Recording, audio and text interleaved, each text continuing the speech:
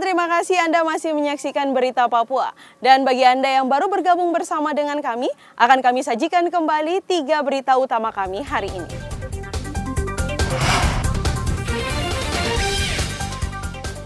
Tentara di Maibrat baku tembak dengan organisasi Papua Merdeka saat berpatroli di distrik Aifat.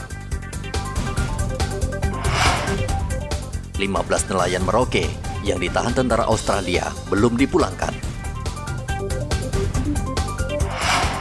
Ratusan tentara dan polisi di Merauke ikut upacara peringatan ulang tahun Bayangkara.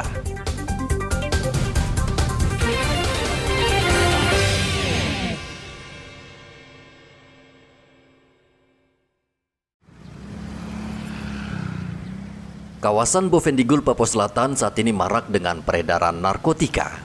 Kepolisian setempat kerap membongkar jaringan peredaran narkotika yang melibatkan warga negara Papua New Guinea. Tahun 2023, Polres Bovendigul mengungkap peredaran ganja di kabupaten ini dengan menemukan ladang ganja terbesar seluas 1 hektar yang terletak di perbatasan Indonesia dan Papua New Guinea. Menurut Kapolres Bovendigul AKBP Komang Budiarta, pelaku berupaya mencari berbagai cara untuk mengedarkan ganja. Salah satunya dengan menanam pohon ganja di zona netral perbatasan agar tidak bisa tercium aparat. Namun hingga saat ini tidak jelas siapa pemilik ladang ganja tersebut.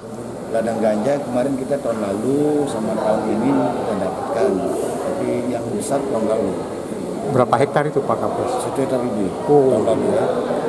Karena kebun itu posisinya masih masuk di daerah PMJ. Itu yang jadi kendala. Mereka sudah tahu, mungkin sudah pintar.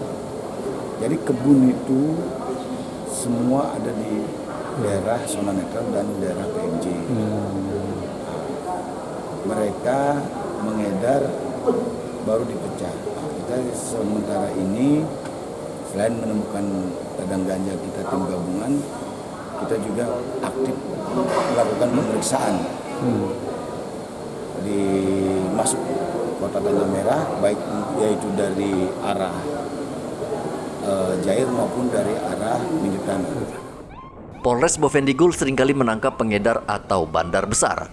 Umumnya mereka membawa ganja dari Papua New Guinea melalui jalan tikus yang jumlahnya tidak terhitung.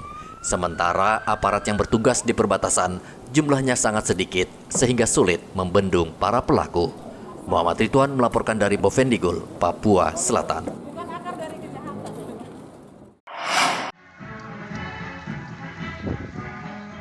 Ratusan polisi dan tentara di Kabupaten Merauke mengikuti upacara peringatan Hari Ulang Tahun Bayangkara ke-78 yang digelar di lapangan Hasanap, Merauke, Papua Selatan. Upacara dipimpin Kapolres Merauke, AKBP Iketut Suwarnaya. Kapolres Merauke juga menaikkan pangkat 32 anggota polisi. 1 diantaranya naik dari AKP ke Kompol. Kapolres Merauke AKBP Iketut Suwarnaya mengatakan kenaikan pangkat tidak secara otomatis, akan tetapi melalui proses yang cukup panjang serta penilaian disiplin anggota. Tidak merupakan secara otomatis naik pangkatnya, tapi apabila ada permasalahan-permasalahan anggota itu dia akan mempertanggungjawabkan kesalahannya. Apabila dalam sidang disiplin dikenakan sanksi penundaan pangkat ataupun sanksi yang lain, dia akan terkendala di Propam. Nah, Ibu Kabak SDM ini dalam menaikkan pangkat anggota yang terhitung mulai tanggalnya waktu naik pangkat, itu akan diajukan dulu ke Propam. Nama-nama, sekian nama, untuk Propam meneliti.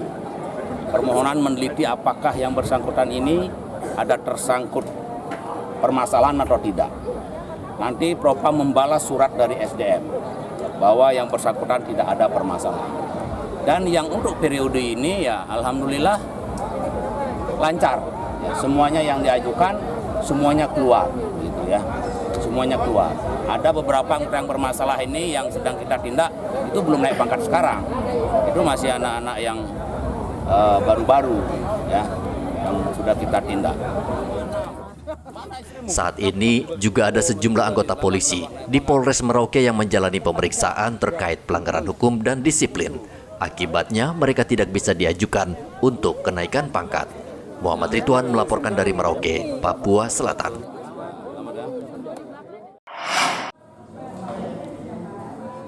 Tahun ini kantor Samsat Merauke harus bekerja keras memungut pajak kendaraan bermotor karena tidak mencapai target yang diharapkan. Ternyata dari pelacakan, pemilik showroom atau penjual motor bekas menjadi penunggak pajak terbesar di Merauke. Menurut Kepala Samsat Merauke, Kaya Fasim Bilap, pihak showroom terlalu selektif dalam proses balik nama ketika jual beli kendaraan bermotor bekas. Pembeli harus mengurus balik nama, seharusnya showroom bisa langsung memprosesnya atas nama pembeli. Mau lihat ini realita kami lihat ini Merauke ini banyak ini showroom. Showroom itu ya. Ya, kalau penjualan yang dilakukan oleh dealer, dia akan menjamin 90 sekian persen terdaftar di Samsat. Tapi showroom ini kan rata-rata kan mendatangkan kendaraan bekas.